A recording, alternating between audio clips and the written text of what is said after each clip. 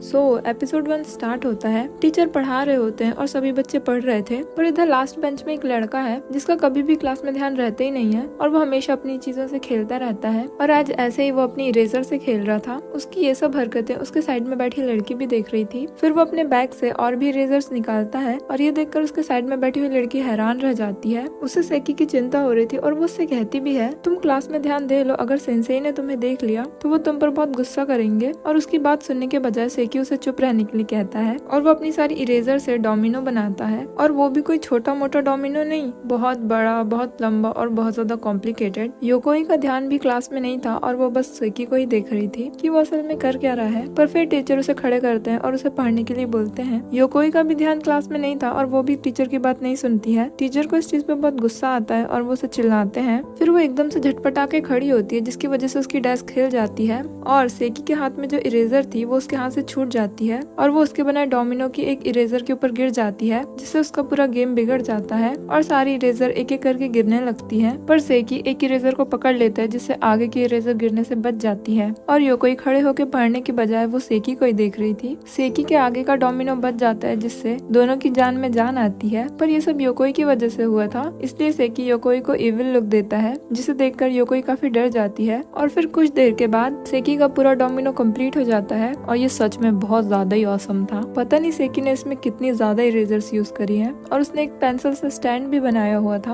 अपने डोमिनो को कंप्लीट करने के बाद सेकी चैन की सांस ले ही रहा था और इतने में योकोई की नजर पड़ती है डोमिनो के एंड में, जहाँ पर सेकी ने एक बॉम्ब लगाया हुआ था। योकोई सेकी से कहती भी है, तुम ये क्या कर रहे हो, हम लोग अभी क्लासरूम में हैं और अगर तुमने इसे यहाँ इस्तेमाल किया तो यहाँ पे बहुत बड़ी प्रॉब्लम खड़ी हो सकती है। पर सेकी उसकी एक बात नहीं सुनता और पहली इरेजर को गिरा देता है, जिससे एक एक करके सारी इरेजर्स गिरने लगती है और उसका गेम स्टार्ट हो जाता है। सेकी अपने गेम को बहुत एंजॉय कर रहा था, पर योकोई की हालत खराब हो रही थी जैसे जैसे एक एक इरेजर गिरते जा रही थी। सेकी ने तो अपने फायर वर्क के लिए इरेजर से एक रोपवे भी बनाया हुआ था, जिसे देखकर योकोई सच में बहुत ज्यादा हैरान रह जाती है। और बस जिस चीज के लिए योकोई डर रही थी वो पल भी आ जाता है और लास्ट इरेजर बॉम्ब एक्सप्लोजन का बटन भी दबा देती है। योकोई को लग रहा था यहाँ बहुत बड़ा धमाका होगा, इसलिए वो झुक जाती है और अपना सर बुक से कवर कर लेती है। पर फिर वो नोटिस करती है बॉम्ब फूटने की तो आवाज ही नहीं आई और वो उठकर देखती है सेकी तो अपने मन में ही पटाखे फोड़ रहा है। और फिर उसे ये सब देख के काफी रिलीफ फील होता है और वो हेड डाउन कर लेती है। पर ये चीज उसके सेंसेई देख लेते हैं और उसे कहते हैं, योकोई तुम्हारा ध्यान कहाँ है। योकोई खड़ी होती है और बताती है सेकी क्या कर रहा था। पर जितनी देर में वो बता पाती उतनी देर में सेकी अपना सारा फैलाया हुआ रायता साफ कर देता है और बुक्स खोल के बैठ जाता है जैसे कुछ हुआ ही नहीं है। और ये सब देखकर योकोई स्पीचलेस रह जाती है और हमेशा की तरह टीचर पढ़ा रहे होते हैं पर सेकी का ध्यान क्लास में बिल्कुल भी नहीं होता। रूमी भी ये देखती है और उसे तो पता ही था सेकी का ये हमेशा का है। और आज सेकी अपने टाइम पास के लिए शोगी टाइल्स निकालता है। ये बेसिकली चेस की तरह ही गेम होता है, पर हाँ शोगी चेस से थोड़ा ज्यादा कॉम्प्लिकेटेड होता है। तो सेकी सारे टाइल्स निकालता है और उन्हें जमाने लगता है और उसने अपने डेस्क में मार्कर से लाइंस भी बनाई थी। सेकी टाइल्स जमाता है जिसमें वो किंग के दोनों साइड में 2 गोल्ड जनरल्स को रखता है और वो अपने पहले मूव के लिए एक गोल्ड जनरल को पिक करता है और वो अपना पहला मूव चलता है जिससे बहुत तेज आवाज आती है। इवन टीचर भी बच्चों से कहते हैं तुम लोग क्लास में ध्यान क्यों नहीं देते हो, और सारे बच्चे भी सोचते हैं ये आवाज कहाँ से आ रही थी। पर सेकी को इस चीज से कोई फर्क नहीं पड़ता। रूमी उसे समझाती भी है कि तुम ऐसा मत करो, तुम फंस जाओगे तो बहुत डांट खाओगे, पर वो उसकी बात पे भी कोई ध्यान नहीं देता। फिर रूमी की नजर पड़ती है गोल्ड जनरल पे जिसने अपने ही किंग पे हमला कर दिया और वो इमेजिन करने लगती है कि कैसे जनरल अपने किंग के लिए हमेशा लॉयल था, पर उसने अचानक अपने ही किंग पे हमला कर दिया। उसने अपने ही किंग के साथ गद्दारी कर दी। गद्दारी कर तोरी बहन के।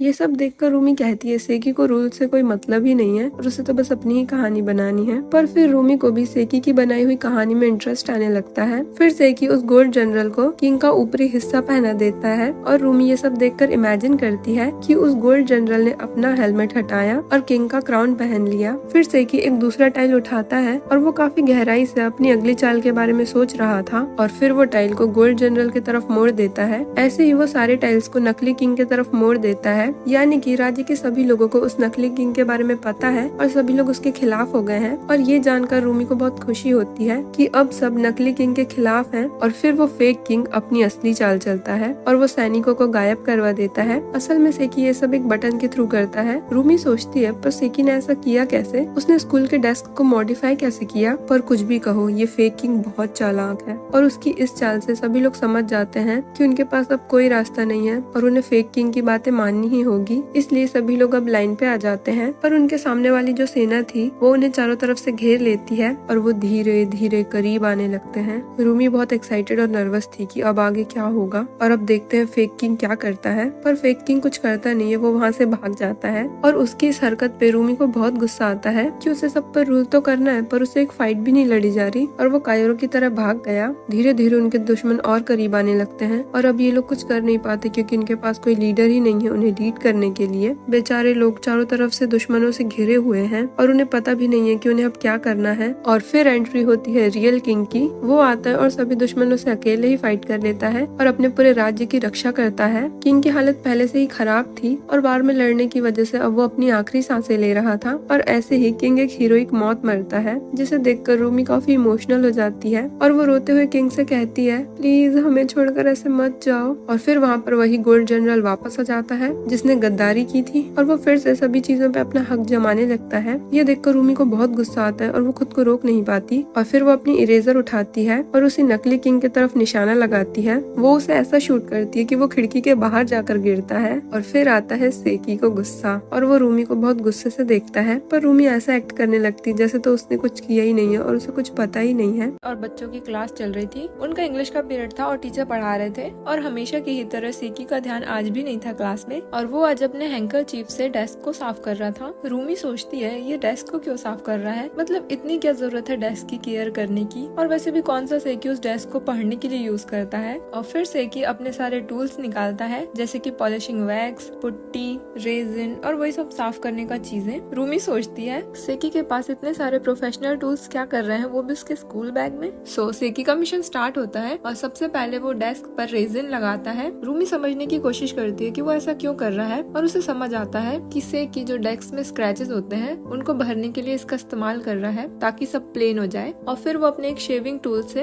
एक्स्ट्रा रेजिन को हटाता है। वो ऐसे काम कर रहा था कि कचरा रूमी के ऊपर जाकर गिर रहा था और जो बंदा सेकी के सामने बैठता था उसका तो पूरा शर्ट और बाल खराब हो चुके थे। फिर सेकी डेस्क पर वैक्स लगाता है और वो पूरे प्रोफेशनल्स की तरह ही काम कर रहा था। उसने मस्त मास्क वास्क भी पहना हुआ था अपनी सेफ्टी के लिए। वो उस लकड़ी के डेस्क को इतना पॉलिश कर देता है, इतना पॉलिश कर देता है कि उससे रोशनी निकलने लगती है और वो कांच की तरह हो जाता है जिसमें रिफ्लेक्ट भी हो रहा था। और अब सेकी बहुत खुश हो जाता है क्योंकि उसका मिशन कंप्लीट हो गया। उसने डेस्क को पूरा मिरर की तरह ही कर दिया था जिसमें रिफ्लेक्शन भी बहुत क्लियर दिख रहा था। सो क्लास आगे बढ़ती है, टीचर पढ़ा रहे थे और रूमी भी पढ़ रही थी। पर फिर उसकी नजर सेकी पे पड़ती है जो कि उसी की तरफ देख रहा था। सेकी का प्लान था कि वो रूमी की डेस्क को भी चमका देगा पर वो उसे ऐसा करने से मना कर देती है। सेकी तो उसे पैसे भी देता है अपनी डेस्क पॉलिश करवाने के। सोचो, काम भी खुद कर रहा है और पैसे भी खुद दे रहा है। पर फिर वो उसी सिक्के को चमका कर देता है पर रूमी तब भी उसे मना ही करती है और रूमी उसे क्लास में ध्यान देने के लिए कहती है। थोड़ा टाइम बीत जाता है और टीचर पढ़ा ही रहे होते हैं। रूमी भी अपना ध्यान पढ़ाई में लगाती है पर फिर उसे साइड से आवाज आती है। असल में सेकी अपनी डेस्क को ही घिसे जा रहा था पर उसका काम ऑलरेडी हो चुका था तो वो काफी बोर हो रहा था और उसे और कोई काम चाहिए था पर रूमी उसे करने नहीं दे रही थी। रूमी भी ये चीज नोटिस कर लेती है और उसे सेकी के लिए काफी बुरा लग रहा था, इसलिए फिर वो अपना पेंसिल बोर्ड निकालती है और उसे दे देती है पॉलिश करने के लिए। सेकी ये देखकर बहुत ज्यादा खुश हो जाता है और वो दोबारा अपने काम में लग जाता है। वो बहुत शिद्दत से उसे चमका रहा था जैसे उसे इस चीज के लिए पैसे मिलने वाले हैं। दूसरी तरफ रूमी भी सेकी के लिए खुश थी। वो सेकी को ऐसा करते हुए देखते ही रहती है और फिर वो मन में कहती है सेकी ऐसा करते टाइम बहुत क्यूट लगता है। फिर सेकी का पॉलिशिंग का काम हो जाता है और वो रूमी का पेंसिल बोर्ड उसे वापस कर देता है। रूमी देखती है उसका पेंसिल बोर्ड इतना चमक रहा था कि जैसे वो तो मिरर ही हो। पर फिर उसे करंट फील होने लगता है स्टैटिक इलेक्ट्रिसिटी की वजह से। तो जैसे कि हम सभी ने बचपन में ये तो किया ही होगा कि अपने बालों में स्केल से रब करना और फिर जब उसे पेपर के टुकड़ों के सामने ले जाते थे तो सारे पेपर उसमें चिपक जाते थे। तो ये भी एक स्टैटिक इलेक्ट्रिसिटी का एग्जाम्पल है और इसी वजह से रूमी के सारे बाल उड़ने रोने लगते हैं और वो थोड़ा चिल्ला देती है, जिसकी वजह से टीचर भी ये सुन लेते हैं और उससे पूछते भी हैं क्या कुछ हुआ है रूमी। पर रूमी कह देती है कि वो ठीक है और अब रूमी के सारे बाल खराब हो चुके थे, इसीलिए उसे सेकी पर बहुत गुस्सा आता है। और जब वो उसकी तरफ देखती है तो उसे पता चलता है कि सेकी का भी यही हाल है। तो हमेशा की तरह टीचर पढ़ा रहे होते हैं और रूमी भी पढ़ ही रही होती है, पर फिर उसका ध्यान अचानक से सेकी की तरफ जाता है और वो देखती है सेकी अपने बैग से वुडन बॉल्स निकालता है।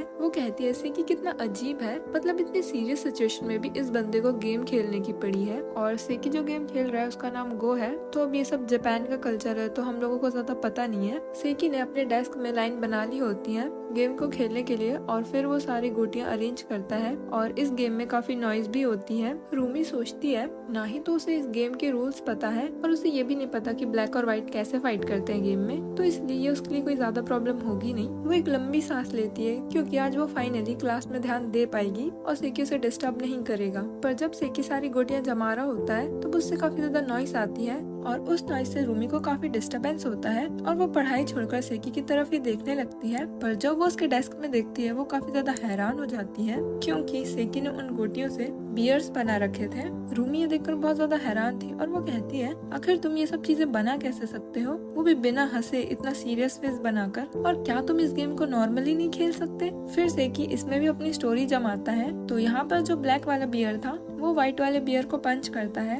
रूमी सोचती है ये सेकी कितना अजीब है, इसको हर चीज उल्टे तरीके से ही करनी होती है, पर क्या पता यही सही रूल्स हो इस गेम को खेलने के लिए। और फिर वो अपने दिमाग में भी स्टोरी जमाने लगती है कि एक प्लेयर है जिसने ब्लैक बियर लिया है और एक दूसरा प्लेयर है जिसने व्हाइट बनी लिया है। तो जो व्हाइट वाला रहता है वो अपना रैबिट चॉप मारता है और फिर वो आर्म ब्रेकर का यूज करके बेयर को गिरा देता है, पर फिर बेयर जर्मन सुप्लेक्स यूज करता है। पर रूमी थोड़ा दिमाग लगाती है और कहती है नहीं नहीं, इस गेम को ऐसे तो नहीं खेलते होंगे, ये सेकी के ही रूल्स हैं। पर फिर रूमी सुनती है कि टीचर कहते हैं कि अब टेस्ट होगा और वो जल्दबाजी में आंसर लिखने के बजाय उन्हीं बियर्स को ड्रॉ कर देती है और वो कहती है कि ये सब सेकी की गलती है, ये सब उसी के वजह से हुआ है। वो सेकी के डेस्क में देखती है सारे पार्ट्स इधर उधर बिखरे हुए थे और उसे कुछ भी समझ नहीं आ रहा था कि यहाँ पर क्या हो रहा है। पर सेकी तो अपने किलर मूव के लिए रेडी था, वो सभी गोटियों को अरेंज कर रहा होता है और रूमी सब कुछ छोड़कर बस उसकी यही प्रोसेस को देखे जा रही थी। और वो देखती है सेकी ने तो दोनों ही कलर्स की गोटियों को मिला के एक नया ही कैरेक्टर बना दिया। भाई साहब, मतलब क्या ही दिमाग है सेकी के पास। फिर वो सोचती है कि अब चलो बैटल तो खत्म हो गई, अब पढ़ाई पे ध्यान देते हैं। पर असल में ऐसा कुछ होता नहीं है। सेकी तो अभी भी अपने गेम में बहुत ज्यादा मशरूफ था और जब वो और गोटियां जमा रहा था तब उसकी नॉइस से रूमी को काफी डिस्टरबेंस होता है। और जैसे ही वो सेकी के डेस्क में देखती है वो और ज्यादा हैरान हो जाती है क्योंकि सेकी ने एक और कैरेक्टर बना दिया था, पर पहले वाले कैरेक्टर से उल्टे कलर्स यूज करके, जैसे कि एक कैरेक्टर के हेड में व्हाइट है तो दूसरे के में ब्लैक है। फिर वो अपने दिमाग में इमेजिन करने लगती है कि ये दोनों कैरेक्टर्स खड़े होते हैं पर एक कैरेक्टर पीछे से आकर दूसरे कैरेक्टर पर अटैक कर देता है और सेकी भी डेस्क में ऐसा ही करता है। ये देखकर रूमी को काफी खुशी होती है और वो अपने वाले कैरेक्टर को सपोर्ट करती है, चीयर करती है और उन्हीं में से एक कैरेक्टर तो बीम अटैक भी करता है। ऐसे ही सेकी उन दोनों की फाइट कराता रहता है और रूमी का जो कैरेक्टर था वो हारने लगता है। वो काफी टेंशन लेने लगते हैं अपने कैरेक्टर के लिए, पर इतने में टीचर रूमी को देख लेते हैं और उसे चिल्लाने लगते हैं कि तुम क्लास में ध्यान क्यों नहीं देती हो, पूरा टाइम बस तुम इधर उधर देखते रहती हो। रूमी डरते डरते हिचकिचाते हुए कहती है कि ये मेरी गलती नहीं है, सेकी ही मुझे डिस्ट्रैक्ट कर रहा था और ये सब सेकी की ही गलती है। पर जब वो अपनी नजर सेकी की तरफ घुमाती है वो देखती है सेकी तो बुक्स निकाल कर बैठा हुआ है, जैसे कि वो तो स्टार्टिंग से पढ़ाई ही कर रहा था भाई। फिर रूमी सोचती है उसके पास तो प्रूफ है क्योंकि उसने अपने नोटबुक में भी बनाया हुआ है और वो अपने टीचर को दिखाती है कि ये रहा प्रूफ। टीचर कहते हैं आखिर तुम साबित क्या करना चाहती हो, और फिर रूमी को रियलाइज होता है कि उसने जस्ट अभी क्या किया और बेचारी हमेशा की तरह खुद ही फंस जाती है। तो अभी चल रही है केमिस्ट्री की क्लास और टीचर केमिकल्स के बारे में पढ़ा रहे होते हैं। रूमी को कुछ चीजें समझ नहीं आ रही थी और वो उन्हें समझने की कोशिश करती है। तो केमिस्ट्री की क्लास में ये चार लोग एक साथ बैठते हैं एक टेबल पर। तो आज रूमी के सामने सेकी बैठा हुआ है। वो देखती है सेकी का ध्यान आज भी क्लास में नहीं है, इवन दो केमिस्ट्री इतना हार्ड सब्जेक्ट है। और रूमी सोचती है कि काश आज उसे सेकी डिस्टर्ब ना करे। फिर सेकी अपने पॉकेट में से एक कटर निकालता है। रूमी सोचती है आखिर ये केमिस्ट्री की क्लास में कटर का क्या कर रहा है, और फिर वो टेबल के नीचे झुककर देखती है है तो उसे पता चलता है सेकी अपनी इरेजर में कटर का यूज करके अपने नाम का स्टैम्प बना रहा है। सेकी तो अपने साथ स्टैम्प पैड भी लेकर आया था और फिर वो एक खाली पेपर में अपने स्टैम्प को यूज करके देखता है। उसका स्टैम्प बहुत परफेक्ट बना था जिससे सेकी काफी खुश हो जाता है। रूमी कहती है सेकी ने इतनी फालतू सी चीज बनाने के लिए एक पूरी इरेजर को वेस्ट कर दिया और वैसे भी सेकी तो फालतू की चीजों में ही प्रोफेशनल है। सेकी के साइड में एक बंदा बैठा था जिसका नाम उजावा है। वो काफी बोर हो रहा था क्लास में और जैसे ही वो अपना हाथ टेबल पर जोर से पटकता है सेकी उससे डर जाता है और अपने स्टैम्प को छुपाने लगता है। रूमी कहती है सेकी को टीचर से ज्यादा उजावा से डर लगता है और ये जो उजावा है इसे अपने आउटसाइड की चीजों से कोई मतलब नहीं है और उसे कोई फर्क नहीं पड़ता आउटसाइड क्या हो रहा है। रूमी सोचती है अगर सेकी को उजावा से डर लग रहा है तो हो सकता है आज वो क्लास में मस्ती ना करे और पढ़ाई पे ध्यान दे और आज वो भी क्लास में अच्छे से ध्यान दे पाएगी। पर वो देखती है सेकी तो फिर से अपने काम में लग जाता है। असल में सेकी उस स्टैम्प को और ज्यादा क्लियर करता है और उसे एक राउंड शेप देता है और अब वो स्टैम्प एक सील की तरह लग रहा है और सेकी अपनी पूरी कोशिश करता है उस स्टैम्प को एक रियल सील का लुक देने में। सेकी अपना काम कर ही रहा होता है पर वो चेक करने के लिए अपने ब्लेड को नीचे रखता है और इरेजर को छू के देखने लगा था। पर जब वो दोबारा ब्लेड को ढूंढ रहा था तब वो देखता है उजावा उसके पेंसिल बॉक्स में ही देख रहा था और वो उससे पूछता है कि तुम ये सारे टूल्स का रख के करते क्या हो, मतलब ब्लेड, कटर, ये सब चीजें। रूमी उजावा से मन में कहती है तुम ऐसा कैसे कर सकते हो, तुम किसी के भी परमिशन के बगैर उसके पेंसिल बॉक्स को कैसे छू सकते हो। फिर उजावा सेकी के सील पैड को भी देखने लगता है और फिर वो उसमें सेकी के दोनों हाथों को लगाता है और उसके कॉपी में प्रिंट ले लेता है। उसे इस चीज से बहुत मजा आता है पर वो तुरंत ही बोर हो जाता है। पर सेकी बोर नहीं हुआ था। सेकी को बहुत ही ज्यादा गुस्सा आता है पर वो कुछ करता नहीं है। वो चुपचाप अपने हाथों को साफ करता है और फिर वो अपने पॉकेट से एक और इरेजर निकालता है। रूमी सोचती है क्या ये दोबारा कोई सील वगैरह बनाएगा, पर असल में सेकी कुछ बनाता नहीं है क्योंकि वो इरेजर पहले से बनी बनाई थी। असल में वो इरेजर पहले बनाई हुई सील का एक केस था जो बीच से खुलता और बंद होता था। रूमी सेकी की इतनी क्रिएटिविटी देखकर हैरान रह जाती है और फिर सेकी उन सबको पैक कर देता है जिससे वो एक नॉर्मल इरेजर की तरह ही लगती है और कोई भी नहीं कह सकता था कि ये एक सील है। और अब सेकी बहुत ज्यादा खुश हो जाता है। रूमी सोचती है आखिर इतना खुश क्यों हो रहा है और वैसे भी ये तो इसे कभी यूज भी नहीं कर सकता आगे। फिर सेंसेई कहते हैं जो भी उन्होंने बोर्ड पर लिखवाया है वो टेस्ट में आएगा और वो जल्दी उसे मिटाने वाले हैं। तो रूमी और उजावा जल्दी जल्दी उसे कॉपी करने की कोशिश करते हैं। रूमी की नजर सेकी पर पड़ती है और उसे इस चीज से कोई फर्क नहीं पड़ता। वो अभी भी अपने सील की खुशी में ही मग्न था। उजावा जब नोट्स कॉपी कर रहा था तब उससे गलती हो जाती है और वो देखता है उसने आज इरेजर लाना भूल गया और फिर वो देखता है सेकी के हाथ में तो इरेजर है और वो उसके हाथ से इरेजर ले लेता है। ये देखकर रूमी और सेकी दोनों की हार्ट बीट्स बहुत ज्यादा तेज हो जाती है और जैसे ही वो उस इरेजर से मिटाने की कोशिश करता है सारी इरेजर और सील और केस सब टूटकर बिखर जाता है और ये दोनों पागलों की तरह चिल्लाने लगते हैं और सेकी तो सदमे में ही पहुंच जाता है और उजावा का कुछ खास रिएक्शन नहीं होता। वो कहता है तुम्हारी इरेजर कितनी बकवास है, ये तो बस इतने में ही टूट गई। और ये सुनकर सेकी की तो जान ही निकल जाती है। उजावा को तो नहीं पर रूमी को बहुत बुरा लगता है सेकी के लिए क्योंकि वो जानती है सेकी ने कितनी मेहनत की थी उस सील को बनाने में। और जब रूमी को होश आता है तो पता चलता है टीचर बोर्ड से सारी चीजें मिटा चुके हैं और अब वो टेस्ट में फेल होने वाली है। सभी लोगों का काम हो जाता है यहाँ तक कि उजावा का भी, बस यही दोनों कुछ नहीं कर पाते। डिजास्टर ड्रिल का मतलब होता है कि जब कोई नेचुरल कैलामिटी आ जाए तो लोगों को क्या एक्शन लेने चाहिए खुद को प्रोटेक्ट करने के लिए। तो आज स्कूल में बच्चों को यही सिखाने वाले हैं। तो टीचर बताते हैं सबसे पहले तो स्कूल के अलार्म बजेंगे जिसका मतलब है कि अब लोगों को अपने आप को प्रोटेक्ट करना है और अनाउंस भी किया जाएगा कि उन्हें क्या करना है। पर सेकी इन सब चीजों में बिल्कुल ध्यान नहीं देता और वो आज अपने रोबोट से खेल रहा था और वो अपने रोबोट को एक सोफे पर बैठाता है और उस रोबोट के साथ उसकी फैमिली भी थी जिसमें उसका बेटा नीचे जमीन पर खेल रहा होता है और उसकी वाइफ उसके लिए चाय लेकर आती है और जो मेन रोबोट है वो न्यूज़पेपर पढ़ रहा है। और सेकी को ये सब देखकर काफी अच्छा लग रहा था। रूमी सोचती है रोबोट तो एक्शन गेम्स के लिए होते हैं ना, पर सेकी तो उन्हें चिल करवा रहा है। फिर स्कूल के अलार्म बजते हैं जिसमें अनाउंस होता है कि अर्थक्वेक आया है और सभी बच्चों को अपने आप को प्रोटेक्ट करने के लिए अपने डेस्क के नीचे छुप जाना है। सभी लोग डेस्क के अंदर छुप जाते हैं पर सेकी उसे तो कोई फर्क ही नहीं पड़ता इन सब चीजों से और फिर वो भी मजबूरी में ऐसा ही करता है। रूमी की नजर पड़ती है और वो देखती है सेकी तो ये सब चीजों को सीरियसली ले ही नहीं रहा है। फिर वो रोबोट फैमिली को देखती है और वो तीनों भी डेस्क के अंदर छुपे हुए थे।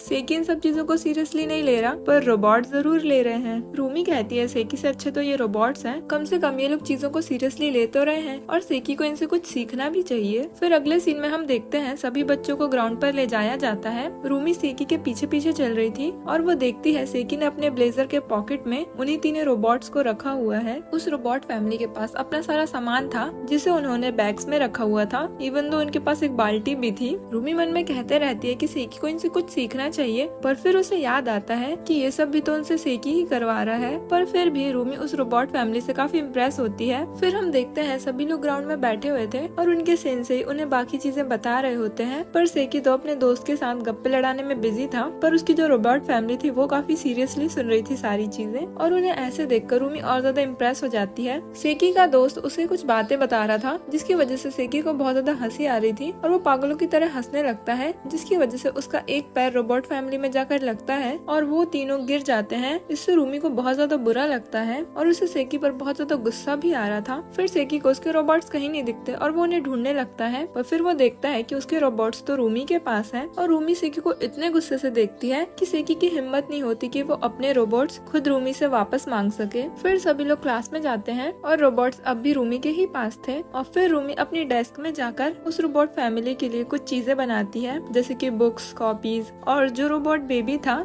उसके मॉम डैड उसे पढ़ा रहे होते हैं। वो रोबोट डैड अपने बेटे से कहते हैं, चलो बेटा अब तुम अच्छे से पढ़ाई करना, और वो बेटा कहता है कि हाँ मैं अच्छे से पढ़ाई करूंगा। और उसकी मॉम उससे कहती है कि जब तुम्हारा पढ़ाई करके हो जाएगा तब तुम कुछ स्नैक्स खा सकते हो। और रूमी के अकॉर्डिंग ये है एक परफेक्ट फैमिली, और सेकी भी ये सब देख रहा था क्योंकि वो कुछ कर तो सकता था नहीं। और रूमी देखती है क्लास के लोग एक दूसरे को नोट्स पास कर रहे हैं, और जब वो सेकी की तरफ देखती है तो उसे पता चलता है सेकी के पास तो पूरा भंडार लगा हुआ है। फिर सेकी एक सील टाइप का टूल निकालता है और सारे नोट्स में एक एक कर सील लगाता है। वो एक नोट रूमी की तरफ भी फेंकता है, और वो नोट उसे उसकी एक फ्रेंड टोमोका ने भेजा था। उसमें टोमोका कहती है, हे रूमी क्या तुम्हें पता है सेकी आज एक पोस्ट मास्टर बना हुआ है। वो सभी लोगों से नोट्स कलेक्ट करता है और फिर उसमें पोस्ट मार्क लगा के उसे पर्टिकुलर इंसान तक भेज देता है। फिर जब रूमी अपनी फ्रेंड की तरफ देखती है तो वो उसे हाय करती है। फिर रूमी भी अपने कॉपी का एक पेज निकालती है और उसमें सेकी के लिए नोट लिखती है। वो लिखती है, डियर सेकी कुन, प्लीज क्लास में थोड़ा ध्यान दिया करो, तुम्हारी वजह से मुझे भी बहुत ज्यादा डिस्टर्ब होता है। नोट लिखने के बाद रूमी उस पेपर को फोल्ड करके सेकी को देती है, पर उल्टा सेकी उसे एक लेटर देता है जिसमें लिखा हुआ था कि नोट भेजने के लिए उसका एक पर्टिकुलर साइज है और नोट भेजने के लिए उस पर्टिकुलर साइज का ध्यान रखना होगा। और ये देखकर रूमी काफी ज्यादा हैरान हो जाती है कि सेकी ने अपने मनगढ़ंत गेम में अपने मनगढ़ंत रूल्स भी बना लिए हैं। फिर वो अपनी स्केल में नाप कर नोट को बराबर साइज में बनाती है, और जब वो दोबारा सेकी को नोट देने वाली थी वो उसे एक और पेपर देता है जिसमें रूमी को बहुत सारी डिटेल्स डालनी थी। इतनी डिटेल्स तो रियल में भी नहीं डालनी होती जितने सेकी के पोस्ट ऑफिस में डालनी पड़ रही है। उसमें बहुत सारी चीजें थी जैसे कि टाइम, डेट, एटसेट्रा, और इतनी सारी चीजें देखकर रूमी का दिमाग खराब हो जाता है, पर फिर भी वो सारी चीजें फिलअप कर देती है। और अब जब वो तीसरी बार सेकी को नोट देने जा रही थी तब वो देखती है सेकी ने अपना पोस्ट ऑफिस बंद कर दिया है। रूमी को ये देखकर बहुत ज्यादा गुस्सा आता है और वो कहती है, तुम्हें पता था कि मैं ये नोट तुम्हें लिखने वाली हूँ, इसलिए तुमने अपना ऑफिस ही बंद कर दिया। पर फिर वो एक छोटा सा नोट पढ़ती है जिसमें लिखा हुआ था कि अगर कस्टमर चाहे तो वो अपने नोट को मेल बॉक्स में भी डाल सकते हैं जो कि क्लास में ही है। और वो पीछे पलटकर उस मेल बॉक्स को देखती है जो कि एकदम रियल ही था, और उसमें दो ऑप्शन थे कि तुम्हें क्लास में ही नोट भेजना है या फिर दूसरी क्लास में भी भेजना है। मतलब सेकी का बिजनेस इतना फैला हुआ है कि वो दूसरे क्लास तक डिलीवर करता है। रूमी उस नोट को अपनी सीट से ही बैठकर डालने की कोशिश करती है, पर वो थोड़ा दूर था, पर रूमी तब भी कोशिश करती है और उसके लिए वो थोड़ा और आगे बढ़ती है, जिसकी वजह से उसकी चेयर मुड़ने लगती है और वो किसी भी वक्त गिर सकती थी। पर वो हार नहीं मानती और फाइनली अपनी नोट को उस मेल बॉक्स में डाल देती है, पर इतने में उसकी चेयर गिर जाती है और पूरे क्लास में बहुत तेज आवाज आती है। सभी लोग पलट कर देखने लगते हैं कि वो आवाज कहाँ से आई थी, पर रूमी ऐसा एक्ट करती है जैसे कुछ हुआ ही नहीं, और टीचर भी ये सब चीजें इग्नोर कर देते हैं। पर असल में रूमी की चेयर तो गिर गई थी, पर रूमी खुद को हवा में रखती है और उसे सेकी के ऊपर हद से ज्यादा गुस्सा आ रहा था, पर वो कुछ कर नहीं सकती थी क्योंकि वो क्लास में थी। पर सेकी को इन सब चीजों से जरा भी फर्क नहीं पड़ता, और ऐसे ही शाम हो जाती है। सभी लोग घर जा चुके थे पर रूमी अब भी वहीं बैठी हुई थी और वो बड़बड़ाए जा रही थी कि शाम भी हो गई लेकिन सेकी ने मेल बॉक्स से मेरा मेल भी नहीं लिया। मैंने इतनी मेहनत करी सिर्फ उस नोट को मेल बॉक्स तक डालने में, और सेकी उस नोट को लिए बगैर ही वहाँ से चला गया। रूमी को सच में बहुत ज्यादा गुस्सा आ रहा था और वो मन ही मन सेकी को गाली भी दे रही थी। फिर वो अपने नोट को सेकी के शू रैक में रख देती है और ये चीज उसकी एक क्लासमेट भी देख लेती है, जिसे लगता है कि रूमी ने सेकी के लिए कोई लव लेटर रखा है, और उसके बाद से अफवाहें भी उड़ने लगी थी क्लास में सेकी आज फिर से शोगी खेल रहा था। रूमी ये देखकर कहती है उसने सेकी का ये गेम पहले देख चुका है तो आज उसे डिस्टर्ब नहीं होगा और वो अपनी पढ़ाई पे फोकस कर पाएगी। और जब सेकी सारे कैरेक्टर्स को अरेंज करता है तब वो एक सोल्जर के अगेंस्ट बाकी पूरी सेना को खड़ी कर देता है और फिर वो प्रिंसेस को उठाता है। और ये देखकर रूमी कहती है पर शोगी में तो प्रिंसेस होती ही नहीं है, पर ऑफ कोर्स ये सेकी का गेम है तो इसमें हो सकती है। फिर सेकी उस प्रिंसेस को सोल्जर के साइड में रख देता है और अब इन दोनों के अगेंस्ट पूरी किंगडम खड़ी थी। असल में ये दोनों लवर्स थे, पर ऑफ कोर्स इतने बड़े किंग की बेटी एक सोल्जर से तो शादी नहीं कर सकती ना, इसीलिए सभी लोग उन दोनों के खिलाफ हैं। और ये स्टोरी लाइन जानकर रूमी को बहुत ज्यादा एक्साइटमेंट हो जाती है और वो सोचने लगती है कि शोगी कितना ज्यादा रोमांटिक गेम है ना, और वो बहुत ज्यादा सीरियस हो जाती है और देखने लगती है कि अब आगे क्या होगा। फिर बाकी सारे लोग उस सोल्जर पर अटैक कर देते हैं। वो बेचारा अकेला लड़ भी नहीं पाता, उसकी हालत बहुत खराब हो गई थी और ये देखकर रूमी तो रोने ही लगती है। और फिर उसके पास उसकी प्रिंसेस आती है जो उसका साथ देती है और अब ये दोनों ने शादी भी कर चुके थे और अब इससे सोल्जर के पास बहुत ज्यादा पावर आ जाती है और वो अकेले ही सारे लोगों से लड़ने लगता है। और इधर रूमी की एक्साइटमेंट तो नेक्स्ट लेवल थी। वो अपने सोल्जर कैरेक्टर को बहुत ज्यादा चीयर अप करती है, पर इतनी देर में कुछ लोगों ने प्रिंसेस को पकड़ लिए थे और अब अगर सोल्जर फाइट करता तो वो लोग प्रिंसेस को चोट पहुंचा सकते थे, इसलिए वो कुछ कर नहीं पाता और फिर सारे लोग सोल्जर पे ही अटैक करने लगते हैं। वो लोग सोल्जर पे बहुत ज्यादा अत्याचार करते हैं जो रूमी से देखा नहीं जाता और वो सोचती है कि वो थोड़ा पढ़ ही ले। और फिर वो नोटिस करती है कि उसके पैर के नीचे शोगी का एक टाइल है जो कि उस सोल्जर का फादर था। पहले वो अपने बेटे के प्यार के खिलाफ लड़ रहा था, पर अब अपने बेटे को मुसीबत में देखकर वो उसकी मदद करने का डिसाइड करता है और रूमी अपना निशाना लगा ही रही थी, पर इतने में सेकी अपनी इंग्लिश की बुक बीच में रख देता है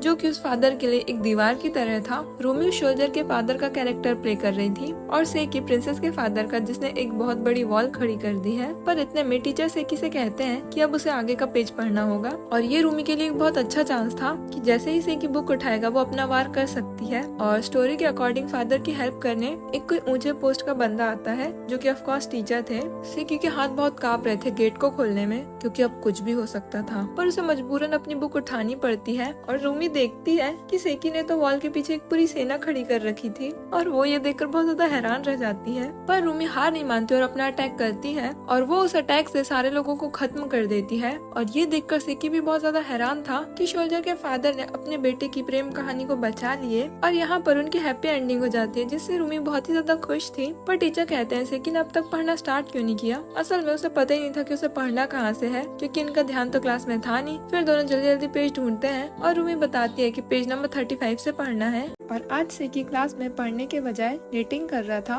मतलब कि कपड़े बुनना। रूमी ये देखकर सोचती है उसने पहली बार किसी लड़के को नीटिंग करते हुए देखा है और वो भी क्लास के बीच में, पर वो जानता नहीं है वो किसके सामने ये सब कर रहा है। रूमी के पास तो नीटिंग में 2nd ग्रेड का सर्टिफिकेट भी है। फिर रूमी अपने पास्ट को याद करती है। जब वो 1st क्लास में थी तब से ही उसे नीटिंग का बहुत शौक था। वो अपने फैमिली फ्रेंड्स को उनके बर्थडे, एनिवर्सरी, वैलेंटाइन और क्रिसमस में नीटिंग की हुई चीजें गिफ्ट करती थी और वो अपने काम में इतनी माहिर थी कि लोग यकीन ही नहीं करते थे कि वो इतने छोटे बच्चे ने बनाया है। रूमी सेकी से मन में कहती है अगर तुमने नीटिंग को बहुत हल्के में लिया और कोई खराब चीज बनाई तो तुम्हें मुझसे कोई नहीं बचा सकता। पर फिर वो नोटिस करती है सेकी और स्पीड से नीटिंग करने लगता है और इसका मतलब सेकी बिगनर तो नहीं है। वो डिकोड करने की कोशिश करती है कि सेकी आखिर में बना क्या रहा है। वो साइड में रखी स्टफिंग को भी देखती है, जिसका मतलब सेकी कोई स्टफ टॉय बना रहा है, पर वो ग्रीन कलर का मटेरियल यूज कर रहा है, तो हो सकता है कि वो कोई फ्रॉक बना रहा हो या फिर कोई स्नेक। फिर वो थोड़ा टूल्स के बारे में बताती है कि सभी टूल्स अलग अलग तरीके से यूज किए जाते हैं और सेकी जो यूज कर रहा है वो एक अफगान स्टिच है, जिसका मतलब जो उसका टॉय बनेगा उसका टेक्सचर थोड़ा उबड़ खाबड़ होगा और उसकी क्यूटनेस सारी चली जाएगी। और सेकी को फेल होता हुआ देखकर रूमी को बहुत खुशी हो रही थी। इतने में सेकी का काम खत्म हो जाता है और उसने एक कैक्टस बनाया हुआ था, पर उस टॉय को देखकर रूमी को बहुत अच्छा लगता है क्योंकि वो कहीं ना कहीं इन सब चीजों से जुड़ी हुई है और सेकी तो अपने टॉय के साथ खेलने में बिजी था। रूमी मन ही मन कहती है सेकी ने कितना अच्छा टॉय बनाया है, इतना अच्छा तो मैं भी कभी नहीं बना पाती। वो मन ही मन सेकी से माफी भी मांगती है और उसका भी मन कर रहा था उस क्यूट से कैक्टस के साथ खेलने का, पर उसे देखकर सेकी तुरंत ही अपने कैक्टस को खोल देता है और अपनी मेहनत को अपने हाथ से बर्बाद कर देता है। ये देखकर रूमी सदमे में आ जाती है और वो सेकी को बहुत गुस्से से देख रही थी और मन में कह रही थी कि इसे दोबारा बनाओ, पर सेकी को समझ नहीं आता और वो बहुत ज्यादा डर जाता है।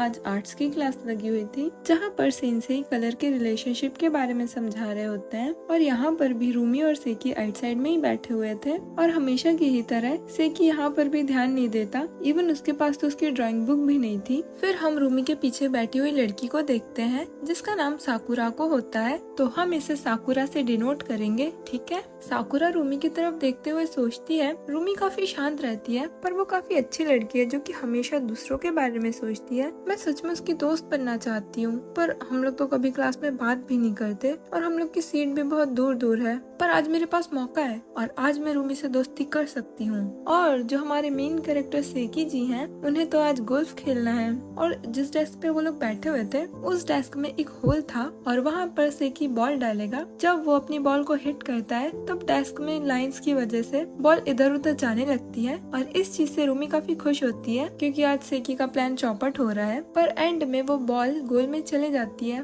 और ये देखकर रूमी थोड़ा हैरान भी हो जाती है। वो सेकी को बहुत ध्यान से देख रही थी और साकुरा उसे देखकर सोचती है आखिर रूमी सेकी को इतने ध्यान से क्यों देख रही है, कहीं उससे प्यार तो नहीं करती। फिर उसे उस अफवाह के बारे में याद आता है जो क्लास में उड़ी थी पिछले एपिसोड में। फिर सेकी रूमी की तरफ एम करने लगता है और रूमी सोचती है आखिर इधर क्यों देख रहा है, पर फिर उसकी नजर पड़ती है डेस्क पर और रूमी के हाथ के पास भी एक होल था और वहाँ पर नंबर भी लिखा हुआ था। मतलब भाई साहब ये बंदा क्या ही है। मतलब सेकी के लिए ना सिचुएशन कैसी भी हो मौज मस्ती नहीं रुकनी चाहिए। इन लोगों को इस तरीके से देखकर साकुरा सोचती है ये लोग सच में एक दूसरे से बहुत प्यार करते हैं और ये शॉकिंग न्यूज जानकर साकुरा बहुत परेशान होने लगती है। उसके बाद सेंसेई बच्चों को एक चार्ट देते हैं ताकि वो लोग कलर थ्योरी को समझ सके और सेकी भी अपनी बॉल को हिट करता है। फिर रूमी के सामने जो लड़की बैठी हुई थी वो उसे चार्ट पास करती है ताकि रूमी उसे देख सके और अपनी पीछे वाली को पास कर सके। पर जब वो ऐसा करती है तो वो गलती से बॉल पे टच हो जाती है और बॉल डेस्क से नीचे गिर जाती है। जब रूमी को ये पता चलता है तो उसे थोड़ा बुरा भी लगता है और वो सेकी से माफी मांगने लगती है। और जो साकुरा है उसके दिमाग में क्या चल रहा है सुनो। वो कहती है थोड़ी देर पहले तक तो ये दोनों एक दूसरे को बहुत प्यार से देख रहे थे पर अब सेकी अचानक से गुस्सा क्यों हो गया। मतलब ये लोगों का प्यार कितना गहरा है ना, ये लोग आंखों से ही बातें कर लेते हैं। हो सकता है ये दोनों लिव इन में रह रहे हो, साथ में स्कूल जाते हो, साथ में टीवी देखते हो, शायद किस भी।